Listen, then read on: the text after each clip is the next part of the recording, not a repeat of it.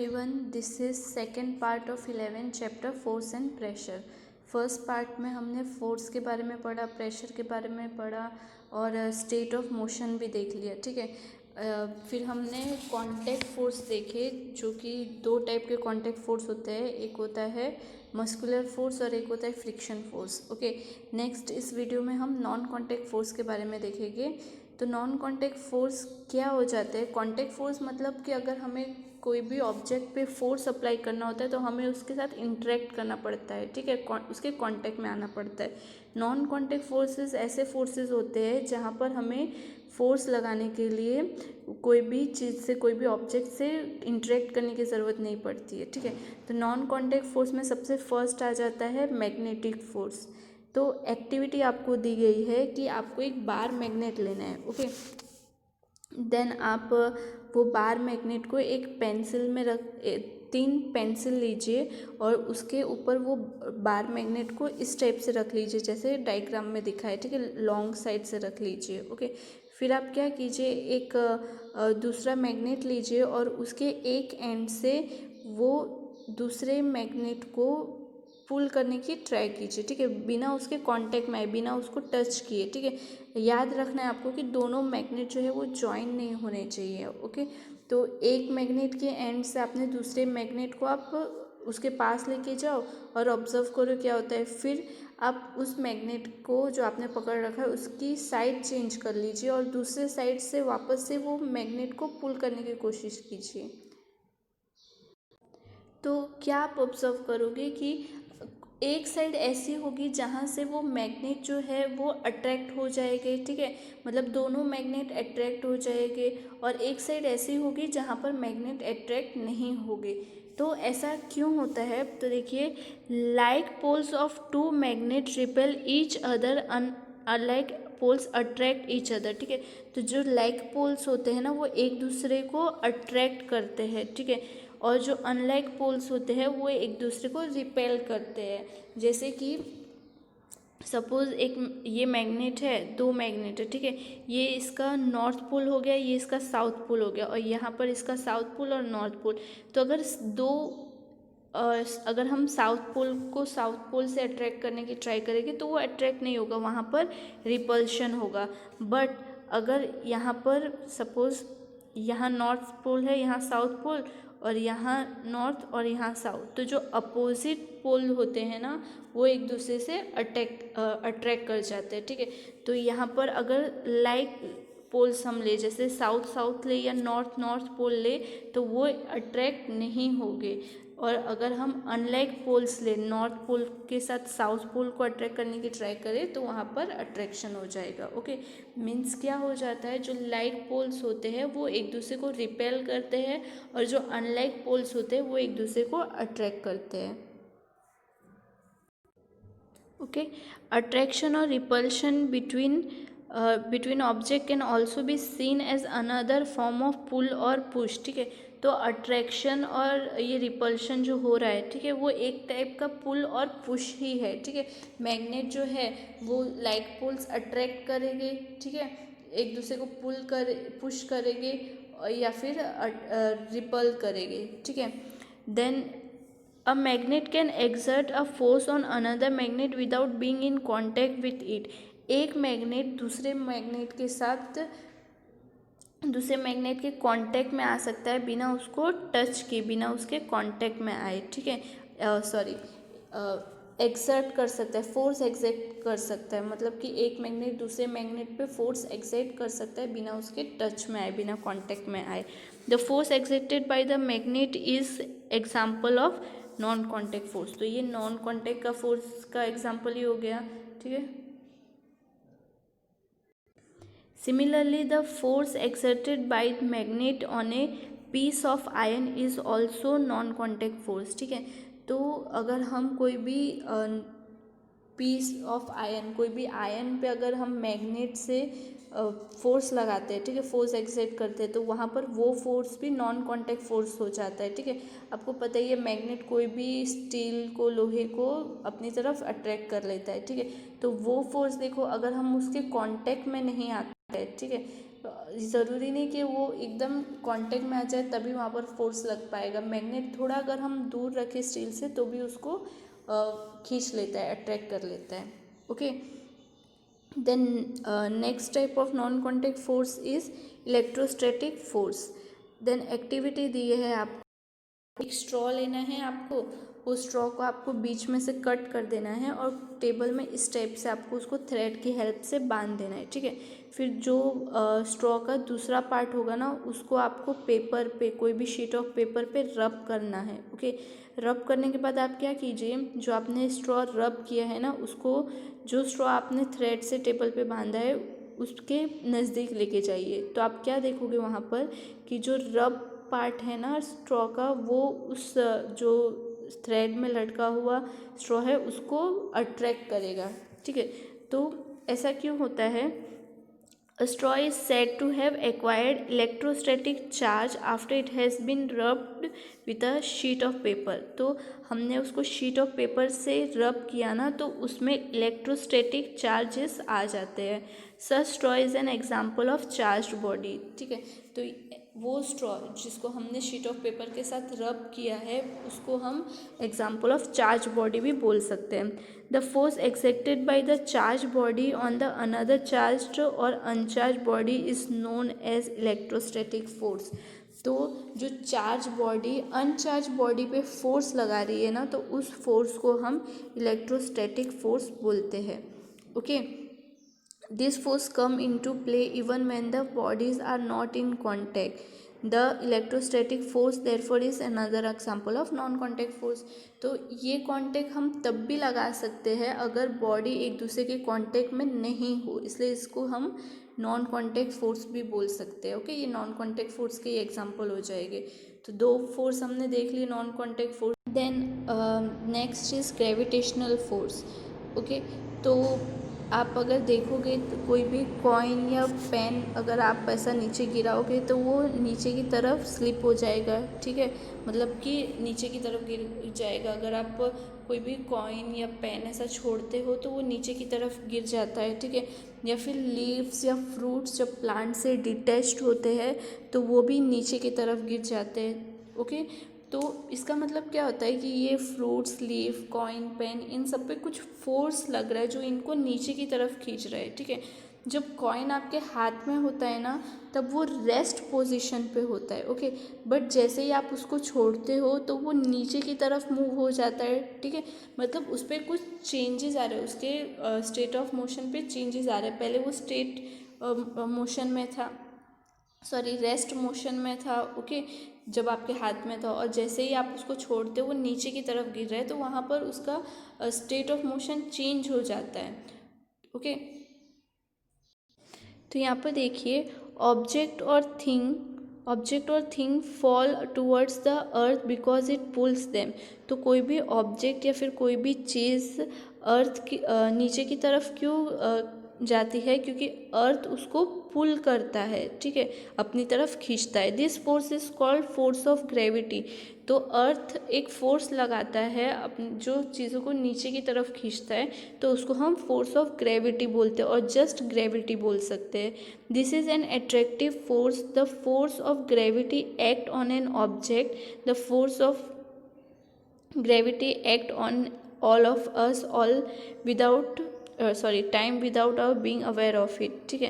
तो जो force of gravity है ना, वो हर एक चीज़ पे लगती है, सारे ही ऑब्जेक्ट पे लगती है। इनफैक्ट हम पे भी फोर्स ऑफ ग्रेविटी लगती है, ठीक है, इसलिए तो हम ऐसा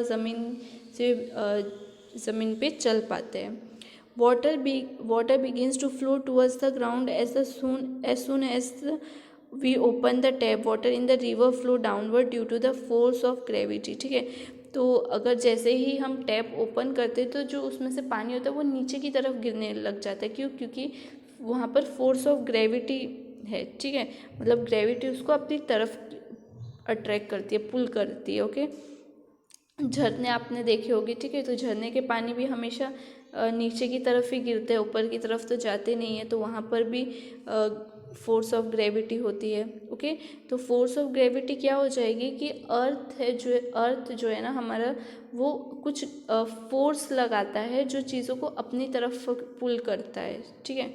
Then gravity is not a property of earth alone. In fact, every object in the universe, whether small or large, exert force on every other object. This force is known as gravitational force. ठीक है, तो gravity जो है ना वो अकेले अर्थ की property नहीं है. ठीक है, यूनिवर्स में जितने भी ऑब्जेक्ट है ना सब में ग्रेविटी फोर्स लगता है. ठीक है, इसलिए इस फोर्स को ग्रेविटेशनल फोर्स भी कहा जाता है. ओके, जितने भी ऑब्जेक्ट्स है, अभी देखो जो जैसे कि मैग्नेटिक फोर्स हो गया ना, वो मैग्नेट स्टील पे ही लगा सकता है. ठीक है, लोहे पे लगा सकता है. बट ग्रेविटेशनल फोर्स जो होता है वो हर एक चीज़ पे, यूनिवर्स में जितनी भी छोटी बड़ी चीज़ें वो सब पे ग्रेविटेशनल फोर्स लगता है. Okay, so next is pressure. तो आपने देखा होगा कि जो स्ट्रॉन्ग विंड्स होती है, जब स्टॉर्म या साइक्लोन आते हैं तो जो स्ट्रॉन्ग विंड्स होती है ना वो कभी कभी रूफ़ के टॉप को, हमारी छतों को भी उड़ा के लेके जा सकती है. ठीक है, तो जो विंड्स और साइक्लोन्स होते हैं ना वो क्यों होते हैं? एयर के डिफरेंट प्रेशर की वजह से होते हैं. कभी एयर का प्रेशर बहुत ज़्यादा हो जाता है तो उसकी वजह से विंड्स और साइक्लोन आ सकते हैं. तो यहाँ पर पूछा गया है कि फोर्स और प्रेशर के बीच कुछ रिलेशन है. तो देखिए रिलेशन तो है. एक्टिविटी दी है यहाँ पर कि आप एक नेल लीजिए. ठीक है, और उसमें फोर्स अप्लाई करिए और उसको, नेल मतलब कील हो जाती है. ठीक है, उसको दीवार पे आप लगाने की कोशिश कीजिए. ठीक है, तो पहले आप क्या कीजिए, उसका जो हेड साइड होगा, ठीक है, जैसे कि ये एक नेल है, ये इसका पॉइंटेड साइड हो गया और ये इसका हेड साइड हो गया. तो पहले आप ये हेड साइड से उसको वॉल में लगाने की कोशिश कीजिए. ठीक है, हैमर की हेल्प ले सकते हो आप. ठीक है, तो वहाँ पर आप फोर्स लगा रहे हो और ये हेड साइड को आप वॉल में लगाने की कोशिश कर रहे हो. तो क्या वो अंदर जाएगा वॉल के अंदर? यही चीज़ आप पॉइंटेड साइड से कीजिए तो वह इजीली चला जाएगा. फिर दूसरा यहाँ पर दिया है कि आप वेजिटेबल कट करते हो ना, तो जो आप वेजिटेबल कट करते हो नाइफ़ से, तो आप नाइफ़ की जो शार्प साइड होती है उसी से वेजिटेबल कट हो सकते हैं. ठीक है, दूसरे साइड से तो वेजिटेबल अच्छे से कट भी नहीं होगे. तो ऐसा क्यों होता है? ऐसा इसलिए होता है क्योंकि जो जितना ज़्यादा एरिया होगा ना, see, do you get the feeling that the area over which the force is applied? For example, the pointed end of the nail play a role in making this task easier. ठीक है, तो अगर जो area ज़्यादा होगा ना तो वहाँ पर प्रेशर कम लगता है. अगर एरिया कम होगा तो प्रेशर वहाँ पर ज़्यादा लग सकता है. ठीक है, जैसे कि पॉइंटेड साइड अगर आप दीवार पे लगाने की कोशिश करोगे तो उसका एरिया क्या है, कम है, तो वहाँ पर ज़्यादा प्रेशर लग सकता है, इसलिए वो इजीली वॉल के अंदर जा सकता है. वहीं पर आप वो हेड साइड से उसको डालोगे तो हेड साइड का एरिया तो ज़्यादा हो जाएगा, है ना, तो वहाँ पर कम प्रेशर लग पाएगा, तो वो इजीली वॉल के अंदर नहीं जा सकता है. तो फोर्स क्या हो जाएगा? The force acting on a unit area of a surface is called pressure. तो जो फोर्स हम कोई भी यूनिट एरिया में लगा रहे हैं, कोई भी एरिया ऑफ सरफेस पे लगा रहे हैं, उसको हम प्रेशर बोलते हैं. ओके, कि अगर एरिया ज़्यादा होगा तो प्रेशर कम होगा और अगर एरिया कम होगा तो प्रेशर वहाँ पर ज़्यादा हो जाएगा. तो यहाँ पर अगर आपको प्रेशर कैलकुलेट करना है तो आप कैसे कैलकुलेट कर सकते हैं? Pressure is equal to force upon area on which it acts. Okay, at this stage we considered only those forces which act perpendicular to the surface on which the pressure is computed. ठीक है, मतलब कि वो कोई भी object जो हो वो परपेंडिकुलर होना चाहिए सरफेस के. ओके, तभी वहाँ पर प्रेशर हम कैलकुलेट कर सकते हैं. तो देखिए यहाँ पर वही दिया है कि अगर आपने देखा होगा जो कूली होते हैं ना वो अपने सर पे वो क्लोथ टाइप क्यों बांधते हैं? ठीक है, क्योंकि उससे क्या होता है ना, वहाँ पर एरिया ऑफ सरफेस ज़्यादा हो जाएगा, जिसकी वजह से वो अपने सर के ऊपर जो भी सामान रखेंगे ना उसका प्रेशर कम हो पाएगा, इसलिए वो इजीली वो लोड उठा सकेंगे, इसलिए वो ऐसा कुछ क्लोथ जैसा बड़ा सा करके बांध देते हैं सर पे. तो देखिए यहाँ पर वही दिया है कि जितना ज़्यादा स्मॉल एरिया होगा तो प्रेशर उतना ही ज़्यादा होगा। ओके, और अगर एरिया कम होगा तो प्रेशर ज़्यादा हो जाएगा। एरिया कम होगा तो प्रेशर ज़्यादा होगा, एरिया ज़्यादा होगा तो प्रेशर कम हो जाएगा। So next is pressure accepted by liquid and gases. तो लिक्विड और गैसेस जो होते हैं वो भी प्रेशर एक्सर्ट करते हैं। एक्टिविटी दी है आपको कि आपको एक पाइप टाइप लेनी है, ग्लास ट्यूब ले सकते हैं आप, या फिर प्लास्टिक की पाइप ले सकते हैं ट्रांसपेरेंट। ओके, आपको उसमें 25 सेंटीमीटर तक वाटर फिल कर जिसकी लेंथ, जो पाइप आप लोगे उसकी लेंथ आप 25 सेंटीमीटर रखिए, डायामीटर 5 से 7.5 सेंटीमीटर तक रखिए, और उसके नीचे आप एक थिन शीट ऑफ रबर डाल दीजिए, या फिर बलून्स टाइप कुछ होता है वैसा उसके नीचे एक पाइप के एक एंड से आप ज्वाइन कर दीजिए। देन आप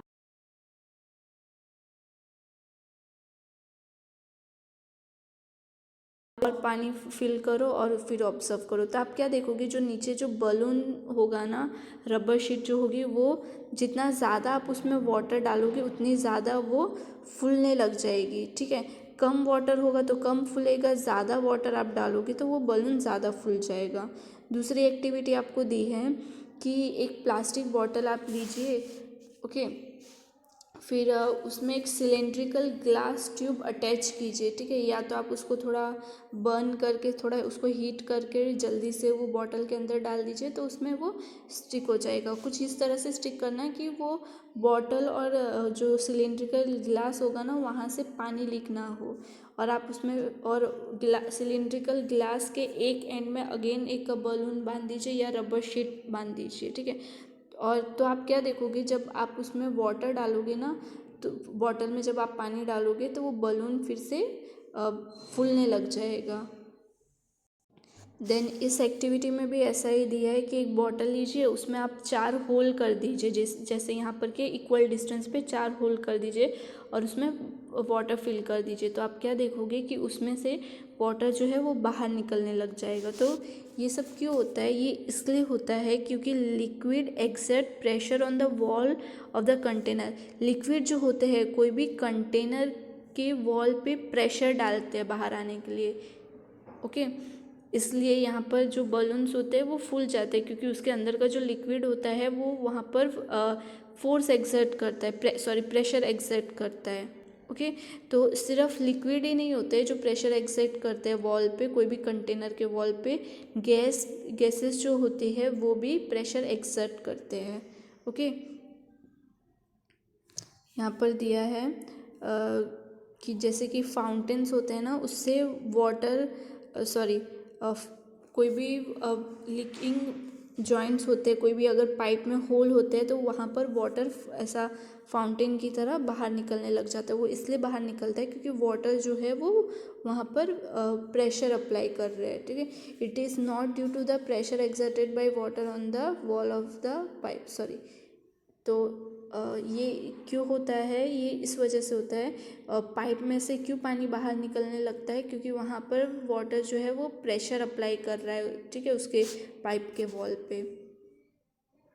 ठीक है, तो वाटर की तरह गैसेस जो होते हैं, ठीक है, gases to exert pressure on the wall of their container. Gases भी है, वो भी अपने कंटेनर के वॉल पे प्रेशर डालते हैं। ठीक है, जैसे कि अगर आप कोई बलून लेते हैं ना, तो आप वो बलून फुलाते हो तो उसका आप जो माउथ होता है वो बंद कर देते हो। क्यों बंद कर देते हो? क्योंकि वहाँ पर जो गैस होते हैं ना वो प्रेशर एक्सर्ट करते हैं। तो अगर हम वो उसका मुंह खुला रख देंगे तो वो गैस बाहर निकल आती है, इसलिए हम उसको टाइटली बंद कर देते हैं ताकि गैस जो है बाहर ना निकल पाए, क्योंकि गैस भी प्रेशर एक्सर्ट करते हैं।